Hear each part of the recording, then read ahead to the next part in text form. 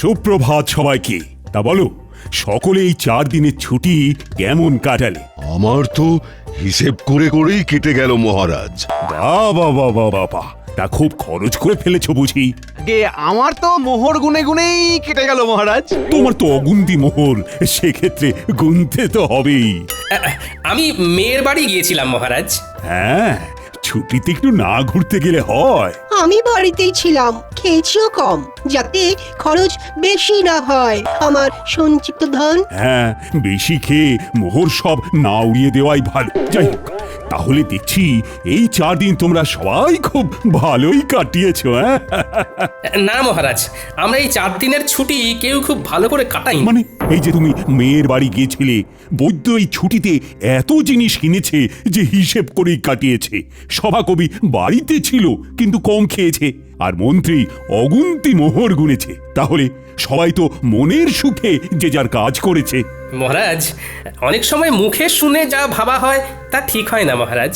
আমি মেয়ের বাড়ি গিয়েছিলাম কিছু আনাজপত্র আনতে, যাতে বেশ কিছু মাস আমার বাজার করতে না হয়। কারণ এখন বাজারে জিনিসপত্রের যা আকাশ ছোঁয়া দাম মহারাজ। আমিও এই কদিনের ছুটিতে প্রচুর জিনিস কিনে তার দাম হিসেব করতে বসিনি মহারাজ। আমি হিসেব করছিলাম বেতন পেয়ে কোন খাতে কতটা খরচ কমিয়ে গোটা মাস জীবন ধারণ করতে পারবো। আমিও যাতে বেশি না খেয়ে তাড়াতাড়ি আনাজপাতি শেষ করে ফেলি, সেই জন্যই কম কম খাচ্ছিলাম। এরকমের কারণটা কি বুঝতে পারছি না তো। তোমরা তো সবাই যথেষ্ট পরিমাণে বেতন পাও, তাহলে আগে মহারাজ, অপরাধ নেবেন না। আপনার এই বেতনে এখনকার যা পরিস্থিতি, তাতে আমাদের মাস চালানো খুব দুষ্কর হয়ে যাচ্ছে। মহারাজ, আপনি বেতনের দিকটা একটু ভাবলে ভালো হয়। বেতনের দিকটা ভেবে দেখবো মানে কি বলতে চাইছো? বেতন বাড়ান মহারাজ, বেতন বাড়ান। অসম্ভব, অসম্ভব। এই তো বিগত 4 মাস আগেই বেতন বাড়িয়েছি। তোমরা সবার কাজের পাশাপাশি উপরি আয়ের ব্যবস্থা করো। উপরি আয়? মহারাজ, মাথা ঠান্ডা করুন। একটু ভাবুন মহারাজ, একটু ভাবুন। আমি তোমাদের কথা অনেক ভেবেছি, এবার তোমরাও আমার কথা একটু ভাবো। আমি বেতন বাড়াতে পারছি না, আর আজকের মতো এখানেই সভা শেষ করছি। তোমরা সবাই এসো। বেতন বাড়ানোর কথা বলতেই সবার কাজ শেষ করে দিলেন। এ আবার কেমন ব্যবহার?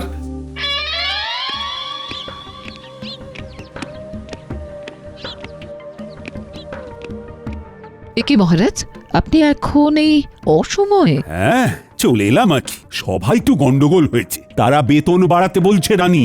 যা বেতন পাচ্ছে তাতে নাকি জিনিসপত্রের বাজারে যা আকাশ ছোঁয়া দাম, তাতে হচ্ছে না। আপনি কি বলেছেন শুনি? আমি বলে দিয়েছি বেতন বাড়ানো এখন অসম্ভব। আমি ওদেরকে বলেছি উপরি আয়ের ব্যবস্থা করতে। সে কথা শুনে সবাই কি বললেন? সবাই আকাশ থেকে পড়লো। একটা কাজ করুন না মহারাজ, আপনার পশ্চিম দিকের যে মাঠটা রয়েছে সেইখানেই ওদের জন্য কিছু ব্যবস্থা করে দিন না। তা তোমার কথাটা মাথায় থাকলো, তবে 2 দিন বাদে বলবো। আগে দেখি ওরা কে কি করে। বেশ। গিন্নি, ও গিন্নি। বলো। এ কি গো গিন্নি, তুমি শুয়ে আছো? শরীর খুব খারাপ নাকি? দেখি দেখি। হেমা, তোমার গা তো জ্বরে পুড়ে যাচ্ছে। কিছু খাওনি নাকি? আমি উঠতে পারছি না। আজকে রান্নাটা যে কি করে করব বুঝতে পারছি না গো। হ্যাঁ, রান্না নিয়ে কিছু ভেবো না, ও আমি করে নিচ্ছি। তুমি শুধু চুপটি করে শুয়ে থাকো দেখি। না, সে কি করে হয়? তোমার এসব রাধা বাড়া অভ্যেস নেই। আরে তোমারও কি জন্ম থেকেই স্বামীর সাথে ঘর করার অভ্যেস ছিল? হ্যাঁ, সেই তো আমার সাথে বিয়ের পরে অভ্যেসটা হয়েছে। আমার কথা আলাদা, আমি মেয়ে মানুষ। বারে বা, বেটা ছেলে বলে কি রান্নার অভ্যেস তাও আবার কদিনের জন্য হবে না? এইসব একদম বাজে কথা গিন্নি। তাও আমার খারাপ লাগবে। তুমি এখন থামো তো গিন্নি। শোনো, আমি এই কদিন রাঁধবো, আর তুমি শুধু গ্যাট হয়ে খাটের উপর বসে খাবে, বিশ্রাম নেবে। তুমি শুধু আমি রান্নাটা কেমন করি সেটা দেখো।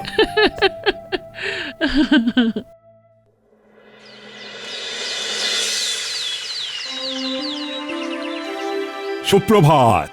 আশা করি সবাই ভালো আছো। কালকে যা হলো তারপর কি আর ভালো থাকা যায় মহারাজ? দেখো, আমি তোমাদেরকে যা বলার বলেই দিয়েছি। এই যাবৎকাল তোমাদের যখনই যা অসুবিধে হয়েছে আমি পাশে ছিলাম, এখনো আমি পাশে থাকবো। তাই বলে যখন তখন বেতন বাড়ানোটা সত্যিই অসুবিধের। আমি তো শুধু চিকিৎসাই পারি, এর বাইরে তো কিছুই পারি না। তাই তাই কিভাবে যে উপরি আয় হবে অন্য কিছু করে সেইটাই মাথায় আসছে না। মহারাজ যদি একটু উপায় বলে দেন। সেই আমাকেই উপায় বলতে হবে? আচ্ছা, দেখছি।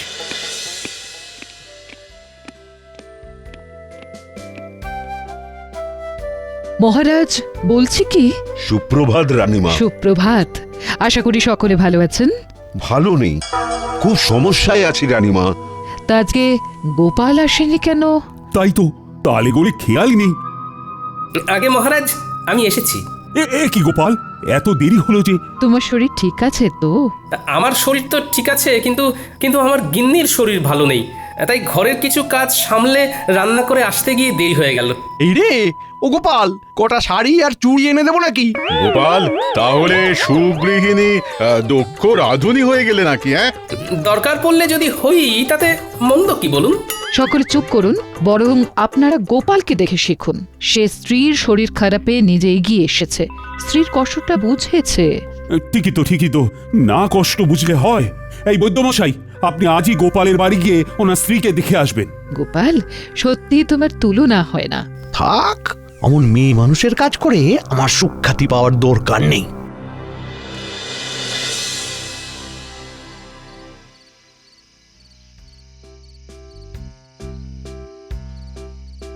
কি ব্যাপার রানী, এমন উদাস ভাবে বারান্দায় দাঁড়িয়ে? ভাবছি গোপাল গিন্নির কত ভাগ্য ভালো। কেন? এই যে সে এমন এক স্বামী পেয়েছে যে তার সব দুঃখ কষ্ট বোঝে। আর তোমার স্বামী বুঝি সেটা বোঝে না? না, কিছু কিছু সময় বোঝে, আবার কিছু কিছু সময় বোঝে না। আচ্ছা, বুঝেছি। তোমার মন পেতে গেলে আমায় তাহলে একদিন লুকিয়ে লুকিয়ে ঠাকুরদের সরিয়ে তোমাকে রেঁধে খাওয়াতে হবে, তাই তো? আপনি রাঁধতে পারবেন? কি জানি, তবে চেষ্টা করে দেখতে পারি। আমার মনে হয় আপনি আর আপনার সভাসদেরা, মানে গোপাল বাদে কেউ রাঁধতে পারবেন না। এত বড় অপবাদ দিও না রানী। গোপাল ছাড়াও আর বাকিদের ভিতরে কেউ না কেউ নিশ্চয়ই রাঁধতে পারে। বলছেন? আচ্ছা, একটা কাজ করলে কেমন হয়? কাজ? কি কাজ? আপনাকে ওই দিন বলছিলাম না, আপনার পশ্চিম দিকের মাঠটায় ওদের কিছু একটা উপরি আয়ের জন্য ব্যবস্থা করে দিন। হ্যাঁ, তার সাথে এর কি সম্পর্ক? শুনুন, আপনি আপনার সভাসদদের বলুন তারা ওই মাঠটায় নিজের ইচ্ছে মতো তৈরি করা খাবারের দোকান ওই বিকেলবেলার দিক থেকে রাত্রিবেলা পর্যন্ত দিতে পারেন। তাতে কি লাভ হবে? তাতে এনাদের উপরি আয়ও হবে। সবার কাজ শেষ করে তারা অনায়াসে খাবার দোকান খুলে খাবার বিক্রি করতেই পারবেন। হ্যাঁ, দারুণ বলেছে তো। আচ্ছা, তাই খাবারগুলো কি সভাসদেরই বানাতে হবে? এমন কোনো কথা আছে কি? মানে যেহেতু তুমি তখন ওই রান্নার প্রসঙ্গ তুলেছিলে, তাই জিজ্ঞাসা করছি। সেই খাবারগুলো সভাসদেরই বানাতে হবে এমন তো কোনো বাধ্যবাধকতা নেই। তারা চাইলে তাদের স্ত্রী বা বাইরের কারো সাহায্য নিতেই পারেন। তবে যারা নিজের হাতে খাবার বানিয়ে বিক্রি করবেন তাদেরকে পুরস্কার হিসেবে 2 থলি করে মোহর দেওয়া হবে। রানী, তোমার প্রস্তাবটাকে আরেকটু পরিবর্তন করে দিই। সভাসদের এমন বলি, বেশ কিছুদিন ব্যাপী পশ্চিম দিকের বড় মাঠটায় একটা ভোজন মেলার আয়োজন করতে চাই। তাই আমার ইচ্ছে, আমার সভাসদেরা এই ভোজন মেলায় হরেক রকম খাবারের পসরা নিয়ে খাবারের দোকান দিক। তার মধ্যে যে সভাসদেরা নিজের হাতে রান্না করবে তারা প্রত্যেকে পুরস্কার বাবদ 2 থলি করে মোহর পাবে, এবং যে সভাসদের খাবারের দোকানে সব থেকে বেশি বিক্রি হবে সে পুরস্কার স্বরূপ 5000টা মোহর পুরস্কার পাবে। অতীব উত্তম। শুধু শুধু উপরি আয়ের জন্য ওনারা সবাই খাবারের দোকান খুলতে রাজি নাও হতে পারেন, তার থেকে পুরস্কারের কথা বলে মেলায় খাবারের দোকান খোলার প্রস্তাব দেওয়াটা একদম উপযুক্ত। আপনি কালকেই ঘোষণা করে দিন মহারাজ। ভাবছি আমিও যদি দোকান দিই তাহলে আমাকে পুরস্কার দেবে বলো তো রানী? তা আমি কি জানি।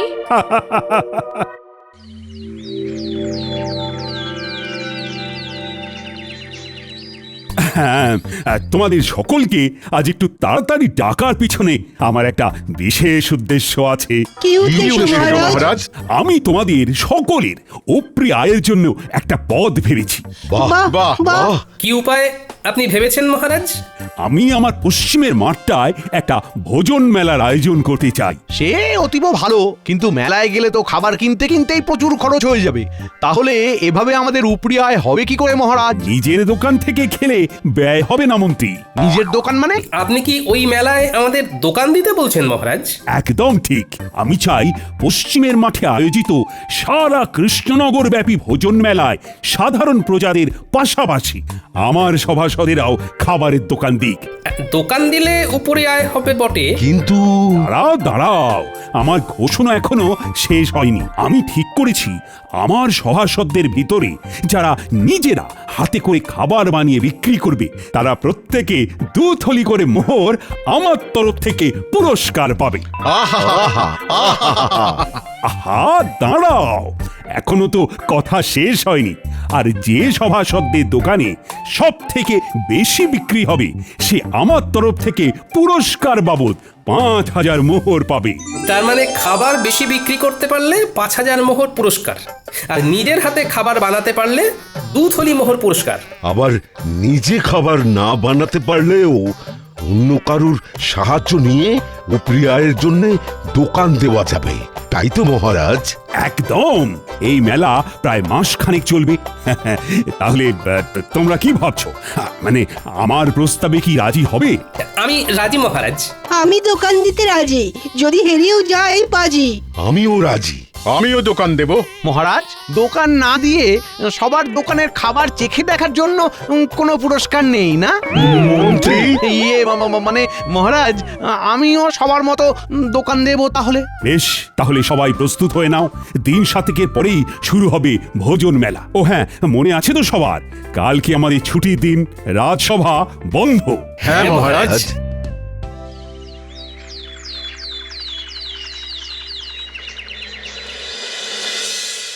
গিন্নি, ও গিন্নি, আরে ও গিন্নি, শোনো না। হ্যাঁ, তাহলে তাহলে তুমি বলছো আমি বেশ ভালো করেই জিলিপি, অমৃতি, গজা এসব বানাতে পারবো না? হ্যাঁ, খুব খুব ভালো করে পারবে। তা আমার প্রতি তোমার এত আত্মবিশ্বাসের কারণ কি? আরে বাবা, জিলিপি অমৃতি বানাতে গেলে শুধু ময়দার মিশ্রণটা এই টকবকে গরম তেলের ভিতরে ভালো করে প্যাঁচ দিয়ে গোল গোল আকৃতি করে পাক দিলেই তৈরি হয়ে যায়। আর এই প্যাঁচ দেওয়ার ব্যাপারে কৃষ্ণনগরে তোমার মতো পারদর্শী আর কেউ আছে বলে তো আমার মনে হয় না। ঠিক বলেছ। তোমারও যা প্যাঁচালো মন, সেই মনের প্যাঁচের মতো আমায়ও যা সুন্দর করে তুমি জিলিপি অমৃতি বানাতে শেখাবে, আহা আহা, তারপর আমার পূর্ব অভিজ্ঞতা তো আছেই। যাকে যাক, এই চলো শুরু করে, চলো চলো।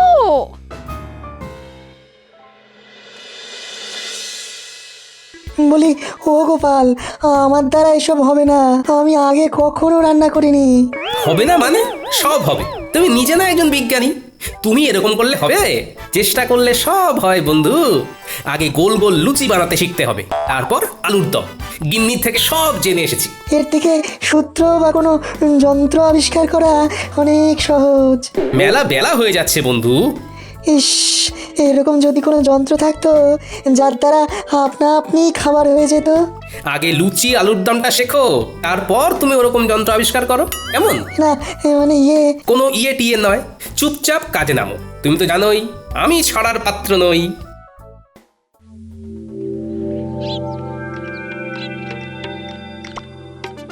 কি হে বন্ধু, কি খবর? বিজ্ঞানী কি রান্না করেছে জব্বর? শিখিয়ে তো এলাম তাকে, একদম ফল পাওয়া যাবে ভোজন মেলায় হাতে নাতে। আহা, কি দারুণ ছন্দ! দেখো তো কেমন বেরোচ্ছে ঘুগনির গন্ধ। কি দারুণ গন্ধ! তা সভাকবি, তুমি কি রাঁধতে পারো? হ্যাঁ, আমি রাঁধতে পারি, তাতে নেই কোনো সংশয়। সেই জন্যেই মেলায় বিকাবো ঘুগনি ও মুড়ি মহাশয়। সাবাস বন্ধু, সাবাস। তা তুমি কি বেচবে গোপাল? ঠিক করেছো কি ঘুম থেকে উঠে সকাল সকাল? না বন্ধু, কিছু ঠিক করিনি এখনো, দেখি কি বিক্রি করি। হ্যাঁ, তাড়াতাড়ি ঠিক করে ফেলো, কারণ খুব তাড়াতাড়ি দিন যে ঘনিয়ে এলো।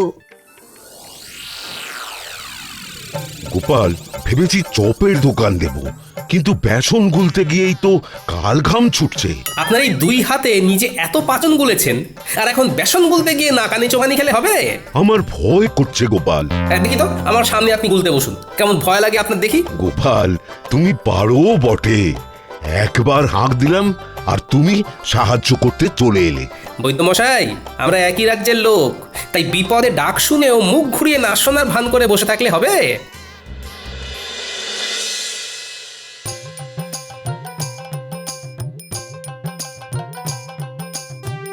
হ্যাঁ গো, এলে? হ্যাঁ হ্যাঁ, মোটামুটি সবার বাড়ি একবার করে ঢু দিয়ে এলাম, বুঝলে গিন্নি। দেখলাম মোটামুটি সবাই একদম জোর কদমে রান্নার প্রস্তুতি নিচ্ছে। তা তুমি কি বানাবে কিছু ঠিক করলে? এমনিতে বাড়ির রান্না তো বেশ ভালোই করছো। সেটাই তো এখনো ঠিক করে উঠতে পারিনি।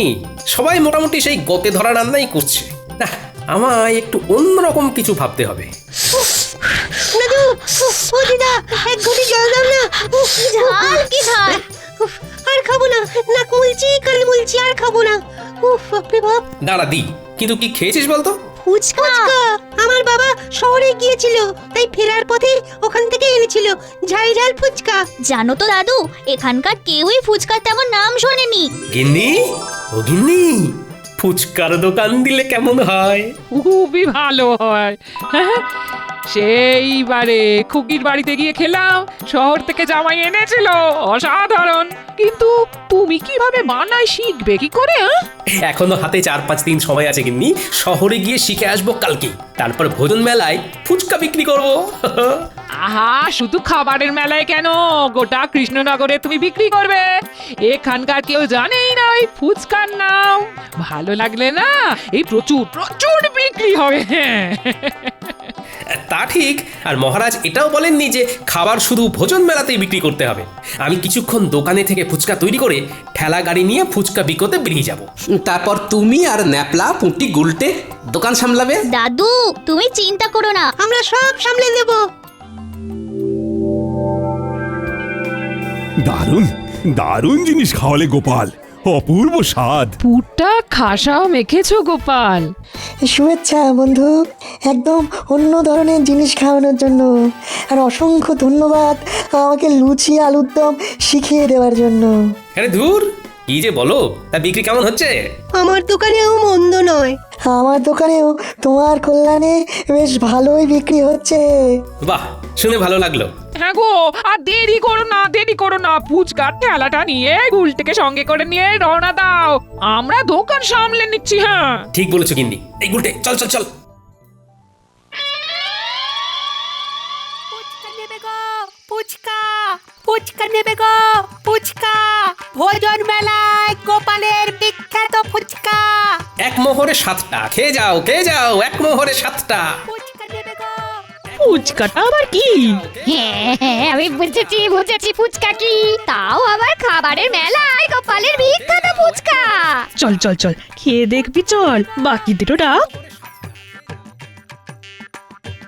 একটু ভালো খেতে, ভালো খেতে, আরো দিন আরো দিন, আমায় ফুচকা দিন। দাদু, মন বলছে এই এক ঠেলা গাড়ি ফুচকা না নিমেষেই শেষ হয়ে যাবে। দেখে নিও দাদু, তুমি হবে সেরা বিক্রেতা। দূর পাগলা, সেরা বিক্রেতা না, সর্বোচ্চ বিক্রেতা। দুটো একসাথে বললেও কিন্তু মন্দ লাগবে না।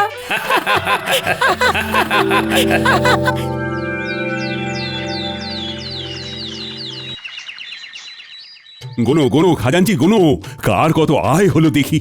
মন্ত্রীরটা হলো 1, 2, 3, এই সর্বমোট 300 মোহর। তবে মন্ত্রী মশাই নিজেই সব বানিয়েছেন।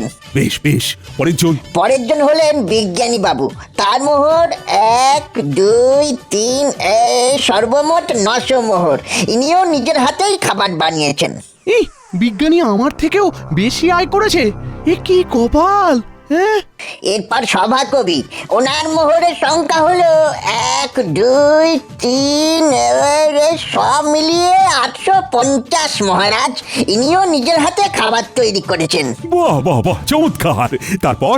এরপর বৈদ্যমশাই, ওনার মোহর হলো 1, 2, 3,